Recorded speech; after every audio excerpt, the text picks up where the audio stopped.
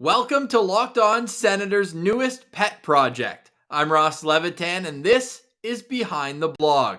Over the next month or so, we're going to introduce you to many of the great content creators around the Senators brand. We're going to start it off today with Jack Richardson, who ironically was one of the first ever Sens Central citizens who came on Locked On Senators. That was all the way back in 2020. Now, well, we'll tell you what Jack's up to, but first, I want to let you know that this episode is brought to you by, well, just us. So if you could do us a favor and click the like button, which is the thumbs up below, the subscribe button, it's huge. We really appreciate it. And this is going to come out every Saturday and Sunday leading into the season. Yes, this is content 7 days a week right here on the Locked On Senators podcast. So without further ado, let's get to today's Behind the Blog with Jack Richardson.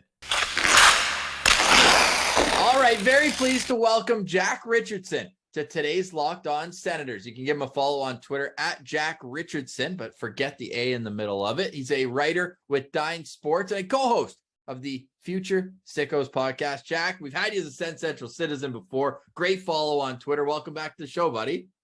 Hey, thanks, man. It's awesome to be here, be back, I guess. I think the last time or when I was the citizen, it was right before the draft lottery in 2020. I think I remember talking about that, and man, it's been a long time since and a lot's happened. So I'm really happy to be back. Yeah, you were banging the drum for Jack Quinn, looking like a genius right now. AHL Player of the Year or Rookie of the Year.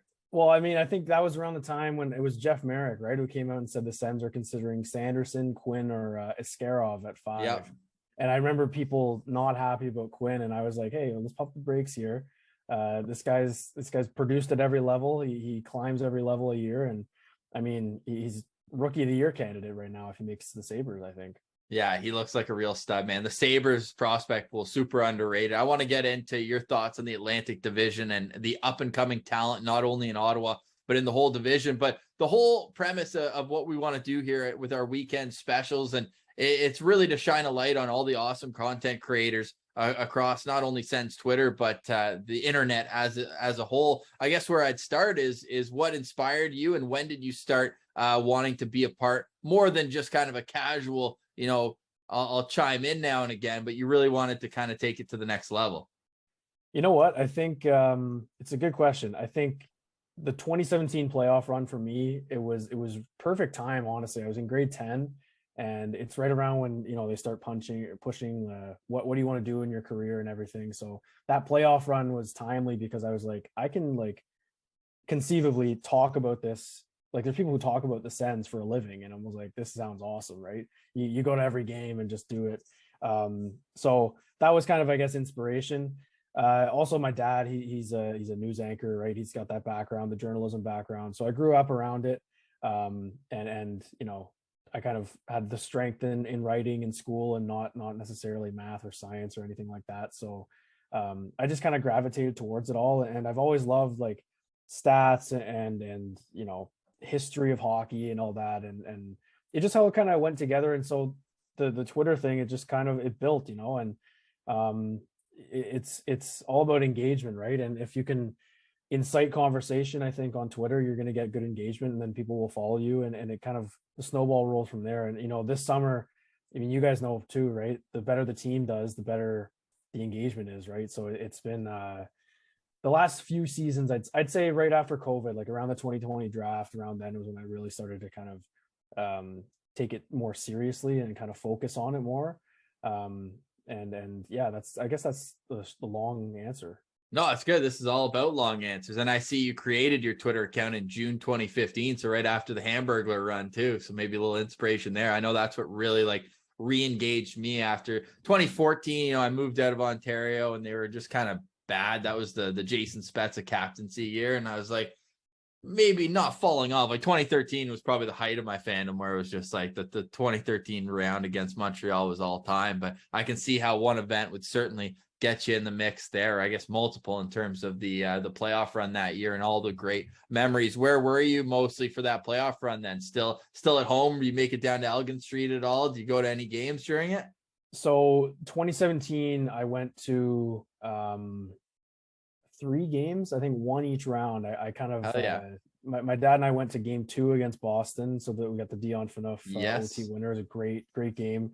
And that was like playoff hockey. I went, I think in 2013, we got really last minute tickets to the only game they won in the second round too, the one where Alfie tied it late. Colin Greening double overtime. Yeah, so we saw that one too, but I was a little too young, I think, to remember it. Yeah, fair. And then so 2017, those all stick to me. Went to game 2 against game 1, sorry, against the Rangers. That was the snooker shot by Carlson, right by the goal line with a couple minutes left. Yeah, and those were also last minute tickets because that was, I remember, around the time when everyone was talking about how the Sens couldn't sell out the building, right? So we got day of tickets for a decent price for playoffs, my friend and I, and then I think game 3 against Pittsburgh, another family friend of ours was just like, hey, we have an extra ticket, do you want to come? And I pounced on it. So it was nice to see he won in every round, and that kind of, you want that taste back. And it's crazy that it's been, I mean, if they make it next year, it'll be 6 years, and if not, then it'll keep going longer. But 6 years is a long time, and it's the longest ever for the Ottawa Senators to have not been in the playoffs. So yeah, really looking forward to if they can get back, because it's a fun atmosphere. Right. Only 4 straight seasons at the start of the franchise's history without qualifying for the playoffs before Jacques Martin led them to that first round exit. That Derek Plant, still not over that one. That's way before your time, but I know that's a deep cut for some of the older listeners. However, then they had so much success. Like, you probably, when you were super young, just getting into hockey, I know you're another Ottawa Sting alumni, you would have just been like, yeah, playoffs are guaranteed. Every single spring they were making the playoffs, and now it's almost like you don't know what you got till it's gone, eh? Yeah, it kind of felt like that. And it was, when I played AAA hockey, so I was a pretty decent level, right? So it's a lot of good young players talking about the NHL, and I was playing with some guys who had aspirations literally to like make the OHL and make all this stuff, which was interesting. And they're talking about, the Sens being a good playoff team, which is crazy, right? And I remember I had a practice once, and it was the Sens against the Leafs opening night. And it was Matthews' 4-goal game, and I got off the ice for practice, and someone's like, he's got a hat trick.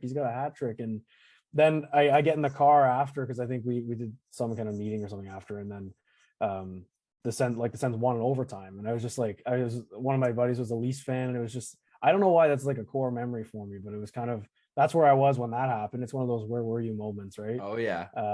But yeah, you're right. I think growing up in minor hockey in Ottawa, Carlson, Alfie, like they're all huge. Like, you go to any tournament or any given event or whatever at one of the Sens plexes, you were going to see probably Chris Phillips and Alfredson, because I'm a bit older than their kids, but they were getting into it. And it's a small hockey community in Ottawa, but at the same time it's large. So you're a minor bantam player going to a practice, and then the team before you could be the Major Adam whoever, and Daniel Alfredson's kid is playing, right? So I think my neighbor played with him one year or something. Unreal. Like he was Sting, wasn't he? He was. I think for a little bit. I don't know what he's up to now, but actually, fun story. I was novice A, I think. Second year of novice, just I guess we're 8 years old. And midway through the year, Alexei Kovalev's kid joined our team, and it was like a big thing, because I think that was right when he joined the Sens, and it was that was weird. I think he used one of his dad's sticks too, so it was like way too big for him. But yeah, I remember that too. But yeah, the minor hockey system in Ottawa is awesome, and it's tied into how the team's doing for sure. Absolutely. No, love that. So now when we're looking at the Ottawa Senators right now, you mentioned it, 5 straight seasons without a playoff berth. However, DJ Smith has only coached 1 full season. Of course, COVID took away the end of the first one, then shortened the second season. 33 wins last year. How much leash do you give DJ Smith if you're Pierre Dorion heading into this year? I feel like 33 games, right? Like something around the 20 to 30 game mark. I think 30 might even be too long. If they come out the gate and it's another 4-15 start or whatever, then it's no question that he's got to go. And I think at that point, you got to be asking about Dorion too. Just if the health permitting and everything like that, right? For DJ's leash, I'll say if they're still hovering around the middle of the pack in December, January, then you got to start asking some questions, right? Like, why aren't certain things clicking? Why, I don't know, maybe the power play gets worse somehow. Like, if that starts to happen, then you got to ask questions with the coach. I do think the defense is still a problem, and it probably will be, and I'm sure we'll touch on it a little bit. But I think that's probably my main concern about DJ Smith is the defensive structure of the team. Yeah. Not necessarily who's there. You know, you look at Kachuk and Batherson, I don't think they had very good defensive seasons. So those are two players that I think if they can up their defensive game, it will obviously make the coach look better, but it also help the team as a whole. And it's a two-way street, right? The coach has to be able to help them work through that. So I'd say his leash is about like 20 games. I think that's a fair estimate for DJ Smith. I like that. So what's your telltale sign when DJ Smith is either doing something you like or not? Because for me, like Paul McLean, whenever Ottawa would get scored on, whenever Ottawa would score a goal, he'd put out Zach Smith with Chris Neal and Colin Greening, and I just wanted to pull my hair out. Like, let's keep the momentum rolling. That was just kind of something that drove me nuts with him. And then Guy Boucher, obviously his reliance on Tom Pyatt especially, but Nate Thompson as well, and just like trying to be too defensive. What is it with DJ Smith for you where it's almost like a goalie, you know, early on in a game, if his rebound control is good, you're like, all right, he's on tonight, or if he's trying to like play the puck, whatever, and he's not doing well. What's your telltale sign with DJ Smith, whether you think he's on or not? So the way I look at DJ, the way he rolls the forward lines, because I was a forward, so I focus more on that probably. The way he rolls forward lines, I think, is telling of how the team's going to do. Like he's really good at judging momentum, I think. Another thing I like about him is his post game. The way he remembers how things happen in a game is to a T. He's got a very good hockey mind that way. So I know as long as the PR guy's got some fisherman's friends ready, That guy definitely doesn't talk. He doesn't have an inside voice. I'll tell you that for free. He had COVID all year. It sounded like he was just hacking up along up the stage. But yeah, I think I don't know if there's a word for it, but the way he kind of will roll out the top 6 or the top 9, which is why I'm so excited about the group that they've assembled up front this summer.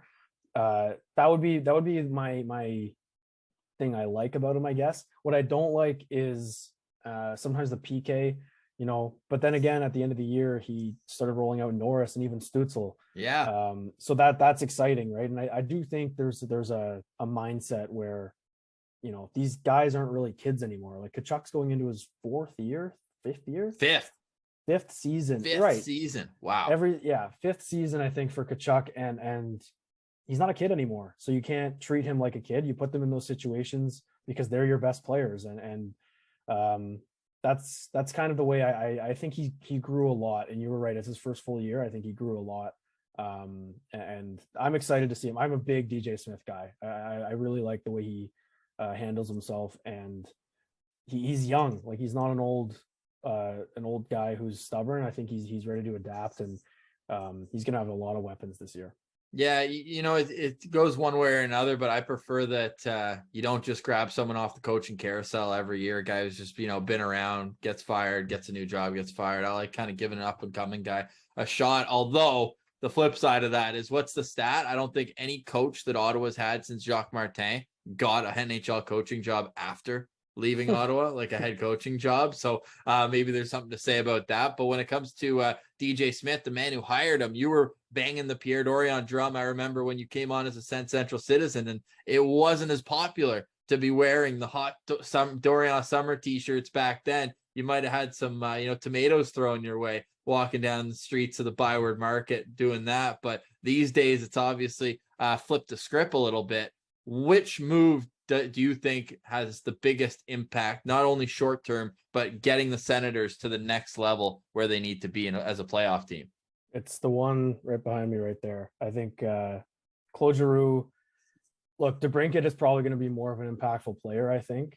But Giroux's impact off the ice, and the whole rebuild has been about kind of not making fun, but it's been a tongue-in-cheek comment, the off-ice stuff, right? The character and all that. I think what Giroux will bring in leadership qualities, in just a presence, like you saw, I don't know where it was this past weekend, but he was at CP, the Women's Open. Yes, yeah, the women's, but also there was an event like the WWE thing. Oh, yeah. He's And not only staying. that, it was like some sort of it was downtown. They had it must have been with Hockey Fest, like the play on the Right, road right. hockey. They had some Yeah, exhibit at the convention center, and he was yeah, there. I saw that he stayed like an extra hour signing everything. exactly. So he's just a good community guy. He's from here, which I think a lot of people take for granted, right? This Don't is a tell that to small. Pierre LeBrun.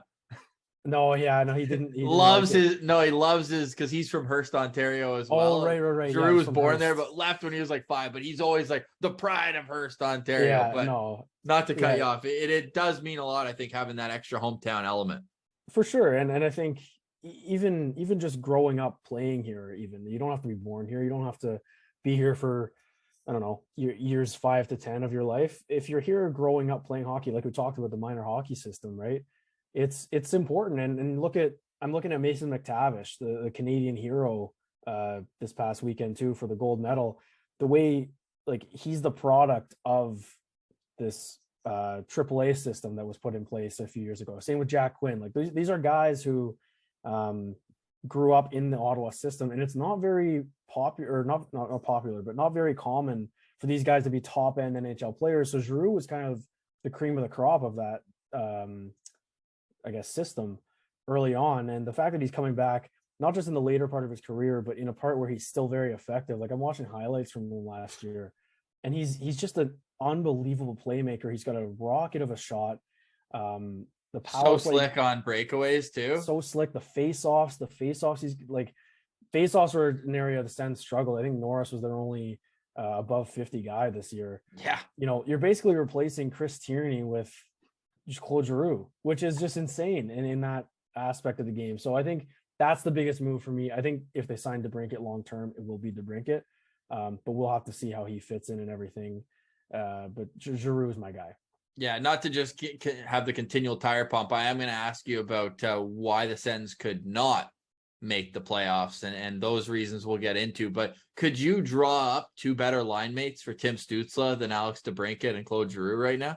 No. And I remember we were talking about earlier, I was in Vancouver. I was on some bus going to Whistler, I think. And I was listening to you guys talk about potential trade targets. And you mentioned Alex DeBrincat. I think it was the first time anyone actually Pilsy hammered me for it. Exactly. Yeah. And I heard it. And then I think I sent out a tweet and I tagged you guys saying I'm like salivating at that aspect. The way that Stützle ended last year, I think if he didn't even have these 2 guys, he would still be primed to be a superstar. But now he's going to have a 40 goal scorer on his left. We talked about before the draft, Stützle being compared to Patrick Kane. Yeah. He's playing with a guy who benefited from Patrick Kane, but also made Patrick Kane still relevant. And how about in practice? DeBrincat being like, hey, this is what Kane does to Timmy. Exactly. He's like, I've seen it for the last 4 years. Like, Just hey, little things. Exactly. It's so exciting. It's so exciting. I like DeBrincat too, just because he's not just a small guy who scores. He's a unit. Like he's built like a brick. Just ask Yanni Gourde. Exactly. He beat the wheels Fed off of him. Exactly. So I'm excited for that. He plays the way that Stützle plays. Stützle plays a heavy game too. Yeah. When he doesn't have the puck. So I think for that's perfect. Giroux is perfect because he's not playing center anymore, I don't think. No. And he won't here. But he'll take the draws. Exactly, which is what Tkachuk does. Tkachuk takes draws, but he's not a centerman. So he does the important part, gets the puck to the team, and then gets open and lets the other 2 find each other. Like it's gonna be unreal. Yeah, and also right shot. The Sens are actually like pretty left shot heavy, especially up front. Like Batherson and Pinto are the only 2 guys I can think of. Like Joseph Formanton, Norris, Tkachuk, DeBrincat, all lefties. Gambrell and Watson, but that doesn't. Yeah, Watson plays with a stick. Yeah, exactly. No, he's just diving out there with his shin Guy's pads. a warrior though, man. He'll get in front of shots. absolutely anything. So that's great to see. So let's actually touch on that quickly because Dylan Gambrell obviously signed a 1-way contract. Do you think that Mark Kastelik can beat him out in training camp, or is this going to be a gradual change throughout the season? I think he could beat him out. I don't think it's out of the question, right? Like a 1-way for 1 year isn't what everyone thinks it is. They got Gambrell off waivers. It's not like he can't be on waivers again. I do like Gambrell though. Like, I mean, if the top 9 is going to be what it is when they're healthy, which is deep and very strong, that 4th line is not going to play a ton, right? They're going to be important, and DJ Smith will remind us that they're very important. And I think having Kelly on that line, because I do think Kelly's got a spot to lose. Yep. And Watson, right? It was a fun fourth line to watch. And Kastelik, I like him a lot, obviously, 2-3 years down the road. I think he's a perfect fourth line centerman. I think Gradual makes a little bit more sense because of the way Gambrell was trusted, I guess, last year. He's not, I think when they traded for him, people described him as like nothing offensively, but just good defensively, which I think he was. I think he was just average, which is what you need out of a fourth line center at this point for the Sens. So Gradual would make more sense, but I mean, we can't count on Austin Watson being healthy for all 82. So there's nothing saying you can't just throw Kastelik on the right wing or at center and kind of flip them, right? Like, they've got a ton of centermen playing in the lineup right now, just playing on the wing. 100%. A little pro transition there, because I wanted to get to this question and it ties in with the fourth line. You said Parker Kelly, Dylan Gambrell, Austin Watson. Let's throw Kastelik in the mix there as well. Does Ridley Gregg get into that mix, or are you of the mind that if he's not top 9, he should be playing top line in Belleville? It's a good question. I think there's nothing wrong with giving him 9 games and just putting him anywhere. Just give him a taste, right? I mean, we know for free he won't be in the opening night lineup because he's suspended. So he'll be watching from the rafters regardless if he's not on the team. I would not like him to spend a full year there though. Like I think Belleville top unit with Sokolov, like just running the show down there pretty much would be ideal. But watching that kid at the World Juniors, I would not be shocked if he just leaves them no choice. Yeah. I don't think his injury is that serious. I think that came out a couple of days ago. Yeah, he should be okay. 3 to 4 weeks. So that brings you right to the cusp of rookie tournament. And I would just see the World Juniors as his rookie tournament. Like, he got his games in. Just let him chill. I mean, it'd be fun to watch him with Crooker and Boucher on a line. Just complete chaos agents right there. But I'm with you. Just hold him out. And it would be nuts not to have him at least make the team, serve as one game, so that if you want to call him up, you can just have him. Yeah. So I think that's where I'd stand. Now, elephant in the room is the Hockey Canada situation, right? That would change everything if worst comes to worst, and both Formanton and Batherson are involved, and we'll cross that bridge when we come to it. But if that's the case, then I think no doubt he should start the year, and just we'll see how it goes, kind of thing. 100%. Because he'll have a free top 9 spot pretty much. Probably a pretty good sign though that Batherson was hanging out with Sid and Marchand and all those guys. You got to think that they've got a bit of a standard of who they associate with. Yeah. I mean, I hate speculating about it too. I know. It's like, it I don't want does to disappoint myself if it's 100%. But I think you're right. I think the Batherson, a gut feeling is I think he's okay. Formanton has been a little quiet. I think the fact he doesn't have a contract doesn't bode well for him. But also Brandstrom doesn't have a contract, and that's another factor. So 100%. We shall see. I hope it comes to light before the season, right? Because the worst case is because the media should and will ask questions on the first day of training camp to these guys. Sure. And then if they just say no comment, or like I'm not allowed to talk, which might actually be the case, because it's in the legal system, that's just going to add fuel to the fire. So I hope. And Rick West said this guy hasn't slept since the news came, and he won't sleep until I'm sure the names come out. So we definitely want that taken care of before camp, because again, there's so much excitement. It just sucks that there's this black cloud that is looming in the foreground here with the Hockey Canada scandal from 2018, or I guess the 2018, but that happened at the banquet the next year. So that is, of course, a big hinging factor on the Sens' success, because, I mean, when you look at their on-ice performance, Batherson over a point per game, the only Senator over a point per game. Actually, that's a lie. Mathieu Joseph had 12 and 11. How are you? But obviously them. And then Alex Formanton, the speed is just such a unique attribute that nobody else in the league has, that he can just throw on those afterburners and away he goes. What do you have? 18 goals last year as a 22-year-old. So there's certainly a lot of offense packed in those two players. But with that, let's say they're in the lineup. Let's say they're in the clear. They're all good. You mentioned the D-core. What exactly about the defense would help them from being able to make a push here to the playoffs? Just getting rid of Nikita Zaitsev. Easy answer. I appreciate how hard it is to play in the NHL. I appreciate he's a tough player. Tough to watch. Tough, tough. He just doesn't fit. And he might fit in a bottom role, but he won't be used in a bottom role. We know that. I should have mentioned that. That's my one gripe with DJ. And maybe it's Jack Capuano who likes him so much because we know he runs the defense. I just need to see him gone. And I think then I can be happy about the way the D's going.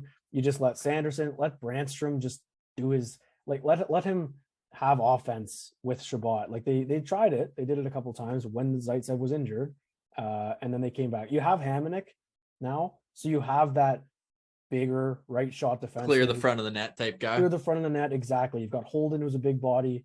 I don't see a need for Nikita Zaitsev anymore.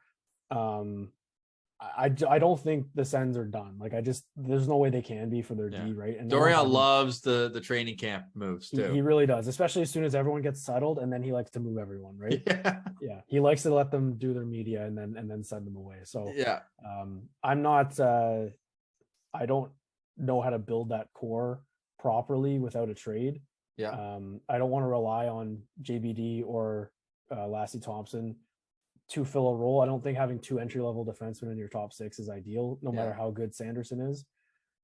That's my answer. I think just getting rid of Zaitsev, open up a whole. I say get rid of Zaitsev, and then I'm like, I don't want JBD or Thompson to be in there. Right. So it's tough, right? I think. But would you have like a vet, like a Dylan Hetherington? Would you put him on the third pair instead? I honestly think he's an upgrade on Zaitsev, though. Probably. I liked him a lot, actually, but then you got too many left shots anyway, right? Yeah. So I think fair. I think it can work, right? It's Shabbat, Zub. Let's go Sanderson, Hamonic, Holden, Brandstrom. If they want to put someone on their offside, which they're probably going to have to, unless they move Brandstrom for some reason. So that would be my answer. Just get rid of 22, which I do think that they will. Yeah, I think they're trying pretty hard. But again, they've already paid his bonus, making 2.5 in real money. And for a team like Chicago or Arizona, although I heard he did decline to be involved in that DeBrincat trade. I don't know what would have moved the other way, but when it comes to his no trade clause, right, you don't know where he's going to put it. But however, that to say, if you're a team that's hoping to be in the Connor Bedard sweepstakes, boy, do I have an asset to sell you in Nikita Zaitsev. If you had to move one of JBD or Lassie in a package, who goes? Lassie, I think. We interviewed JBD and I was part of it, so I like the guy. He's and you guys know all about it, right? It's tough to let go of people you know kind of a little bit. Oh, we are very open and honest with saying if you come on the show, you give us that respect, we will go to battle for you and we'll bump you up the organizational value rankings as much as we can. Yeah, exactly. So I really like JBD, but honestly, like all kidding aside, on ice, I think JBD fits better for what they need. I think Thompson would thrive in a more offensive role. Yeah. But there's too many guys ahead of him right now. Yeah, we got those dudes. We do, right? And I think Thompson looked really good with Shabbat. I think JBD's style suits Shabbat better. Not that that's where they're both, one of them are going to play. I just think that JBD's like his fundamentals, he's very sound. Not a big body, but he's just smart. He thinks the game really well. And it's hard to find those right shot D who are just kind of stay at home, not going to do anything crazy, but you're not going to notice them, which is what you want for a defenseman. No doubt. All right. I want to get into a little prospect talk before we wrap up. And again, everyone could go give him a follow on Twitter at Jack Richardson. But no A in Richardson. You throw a curveball at us with that one. Where'd that come from? It's taken. Someone took it, and I can't shake it. I know it's too late now too. It's all my social media. It's like that. There's always a Jack Richardson out there. Yeah, fair enough. Pilsy's got the same problem here. So now he had to be the 17th Brandon Pillar, I guess. Pilsy will be back on Monday. But that to say, when we get to the prospect talk, you already mentioned JBD, Lassie. I already touched on, Tyler Boucher being kind of the X factor of a season. What's your expectation for Boucher this year with the 67s? Man, I think just stay healthy, right? Just have a full year. And I think full year, see what you can do. The 67s is a great program. It's right in Ottawa, which is, I think, by design. That's why he's here. Dave Cameron's a good coach. He just won a gold medal. So I don't want to put numbers down because I don't think that's fair. I don't think it's fair to be like he should score 50 goals or he should score 30 goals, right? I think he should just, if he can stay healthy, which is, I think with every player, it'll be a big season if they're healthy. But I'd just like to see him play a full year, because he said it on when he was talking to you guys. He has not played a lot of hockey in the last his elite prospects page shows that too, man. It's crazy how much he's moved around and had COVID. Yeah. Anyways, he's quick to say, I don't want to make excuses for myself, and I appreciate that about him. But the most games he's played in one place since the pandemic is 24 with the 67s. That's nothing, right? So I think a bigger sample size. And then obviously I'd like to see him make the World Junior team. I think everyone would. And I just want to see what he can do there, because that's the biggest stage. Yeah. I talk small sample size. World Juniors is a small sample size, but it's the World Juniors at Christmas. Right. So it matters. And I think if he can, make a mark on the USA team, who had a disappointing tournament just now. So that would be huge. And if he can just kind of put his name out there and just be what he is, because I know what kind of player he is, and I like what he'll possibly bring down the road. So a full year from him would be ideal. Where does he rank right now on your top Sens prospect list? I'd say just outside top 5, maybe like pushing 9-10. I think I can't think of everyone's name right now. So let's roll through it. Sanderson's 1. Sanderson 1. I got Greg 2. Okay. I'll go. The goalies make it tough for me. I'll go JBD at 3. Okay. And then I'll go Sogard at 4. Ugh. And then it gets dicey here. Right, because this is where you get into Yarventi, Sokolov, Boucher territory for me. Yeah, that's the thing. I think he can push top 5 easily for me if he has a full year. It's just he hasn't played, so it's not. It's hard to put him anywhere against these other guys who, like Yarventi, had a great tournament, right? If Boucher goes and has a great World Juniors, he'll skyrocket up everyone's list. Right. I think where you guys are, like 7, I think is comfortable, right? You have 7. Last time we did it, we've been going all over the place, but when it comes to the organizational value rankings, you'll find out, I believe, Tuesday or Wednesday, but I will give you a little hint here. He is towards the top of our 3rd tier, which is good prospects. So the only prospects that we have ahead of him in terms of the tiers are Sanderson and Ridley Gregg. And then we've got in the same tier, like one after the other. I won't say exactly what the numbers are, but we've got Igor, Boucher, Thompson, JBD, Sogard, Yarventi, Clevin, Ostapchuk, and then Brandstrom. I think that's a fair ranking for him, and I think a fair group to put him in, right? I technically, since Pinto could win the Calder this year, I think he's still a prospect. Okay, well, we've got Pinto ahead. Yeah, so that's a good transition. Who you got ahead right now? Especially no recency bias here. Right, I know. Pinto or Ridley Gregg? That's the hardest question I think any Senators fan can have, because there's really not a wrong answer. I don't think. The only reason I'll say Pinto is because I've seen him in the NHL, so I know what he can do in the NHL. Again, a righty too, right? He's a righty. He's Patrice Bergeron, but he's bigger. I feel like he just looks. He's a. Yeah, it's. I also don't remember him because it's been so long since he's played hockey. So that's another thing, right? That's a factor we got to consider in training camp. He needs a big camp. He needs to be able to say, I am here and I'm healthy and I can take a face off. Team loves him though. Yeah, I know, and they'll give him opportunities. That's the thing, and I think the same thing with Greg, and I think the same thing with Boucher. Like the team is high on them, which is good, and they should. Did you hear Dorian on Overdrive praising Boucher? That was about as So Nick and I talked about Boucher and whether or not is he going to get a chance with the Sens, and I said, you know what, regardless of what you think of him, he'll get a shot with Ottawa. Correct. Just like Clevin. Exactly. Like just listen to the GM talk about him, and they'll get a shot. Yeah, 100%. No, I love that. And, I think everyone's kind of turning to the defensive side of Pinto's game, and rightfully so, but underrated. I mean, just go back and watch his Nodak film, like on the power play in that one-timer spot or bumper at the World Juniors. He was that tip guy in front of the net, but at Nodak, he was just getting teed up for his one-timers, and he is an absolute cannon. So to me, that kind of turns this conversation into, I know I said that was the last thing I wanted to get into, but the most exciting, and probably because it's so rare in the last 5 years, like the lineup is more or less set. Like, we can talk about Parker Kelly and Dylan Gambrell on the fourth line, but that top nine, again, Hockey Canada scandal aside, is set, I would say, pretty much in stone. Stop me if you have any disagreements, but Norris, Tkachuk, Batherson, Stützle, DeBrincat, Giroux, and then Pinto with Formenton and Joseph. However, the power play, how are you setting it up? If you're Davis Payne, you are just licking your chops right now. How do you set up both power play units? It's either been a really fun summer for those coaches or a really stressful one, right? Because they don't really know what to do. Look, that top unit this year was something to watch when they were clicking. It's hard to break that up, but the weapons that they've added, like Giroux, DeBrincat.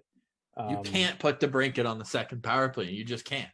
But you can't, but you can, because that second unit could also be a top unit. Like, it's not, you could share the wealth. So that's, I'll kind of go by that. I think people have talked about moving one guy off that top unit, and I think Norris should stay.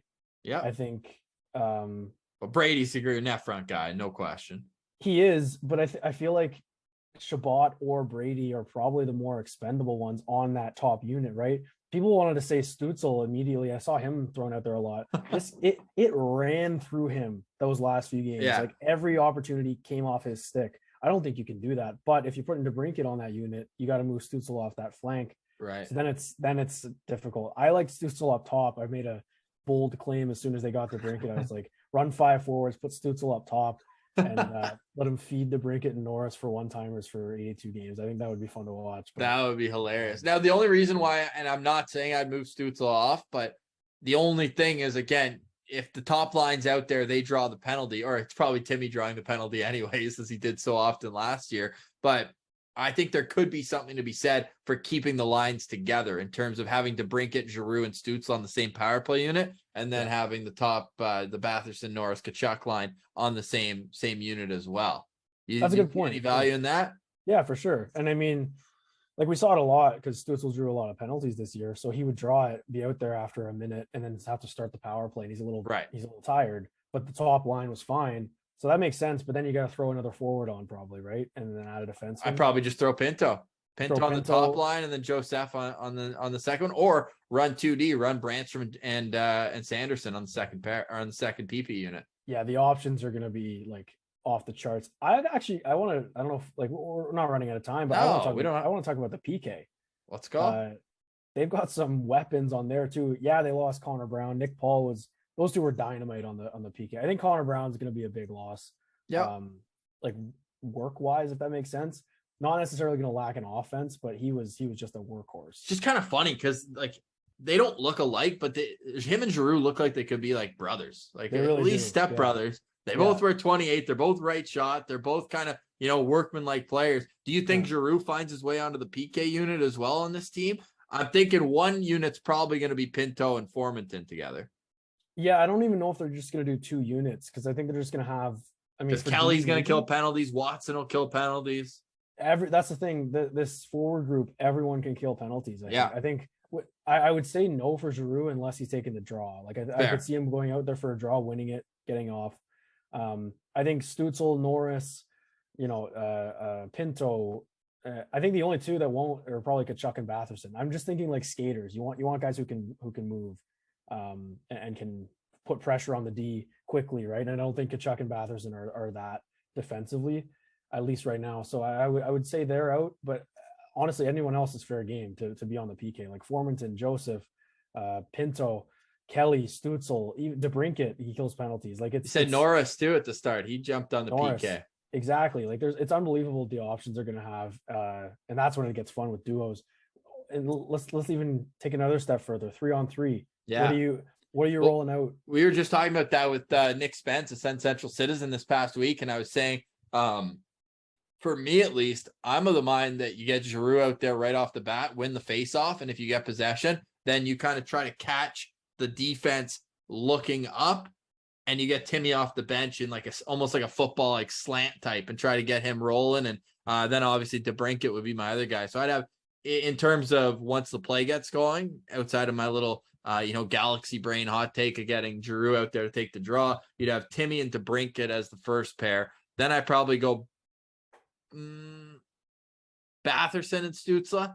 And people are going to be like, wait, you said something different the other day. But I might do those two. And then I hate the idea of starting Brady in overtime, which DJ seems to love. But once the flow gets going, then I don't mind if he jumps on. So him and Norris are probably my third pair out there for that. And then I'd also say, why not in terms of, let's say you have a tired, and again, there's no set lines. It's not like you have to roll certain guys. You're just tapping whoever you want go. Let's say the other team has a offensive zone shift. Then the play starts going the other way. They can't get off.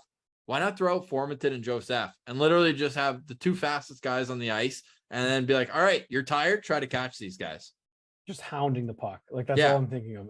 And yeah, the 3-on-3 is going to be fun. I'm not going to put a hot take out there, but it'll be shocking to see them lose a 3-on-3 if it all clicks, right? Because on paper, man, this team, like it's exciting. It's really exciting for the first time in a while. And I legitimately can't wait until they start playing.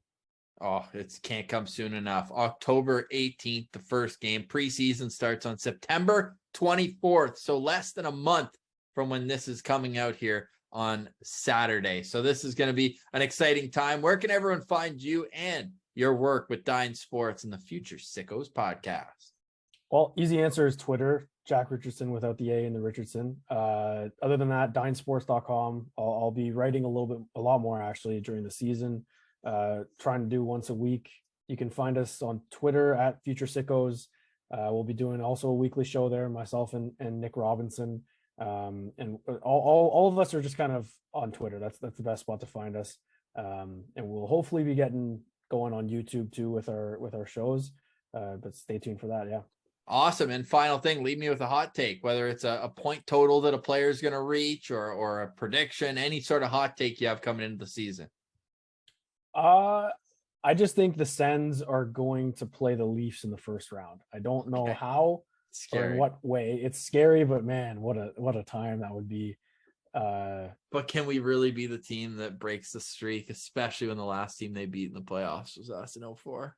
The way I see it, let's say the Sens squeak into a wild card and the Leafs win the division or something like that, which is very likely, honestly. I think that's the most likely outcome for both. If that happens, I think as a Sens fan, you can sit there and be like, okay, look, we just made the playoffs. We're not supposed to win. We're young.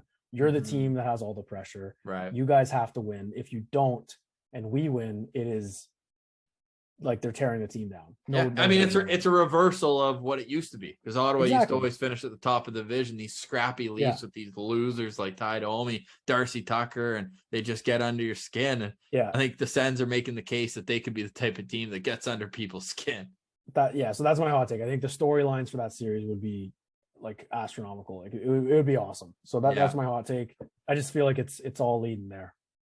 Matt Murray against the Ottawa Senators in round one of the Stanley Cup playoffs. Jack, we're excited for all your coverage. Thanks for doing this, man. This is a great conversation, and we'll be sure to get you back on, whether it's a postcast or back on LOSP, man. This was a fantastic conversation, and we're going to be following along on Twitter with your account there as well. Yeah, thanks, man. You guys are absolutely killing it. So I'm happy to jump on anytime, and let's keep it rolling, man. Fun times for the Sens fans.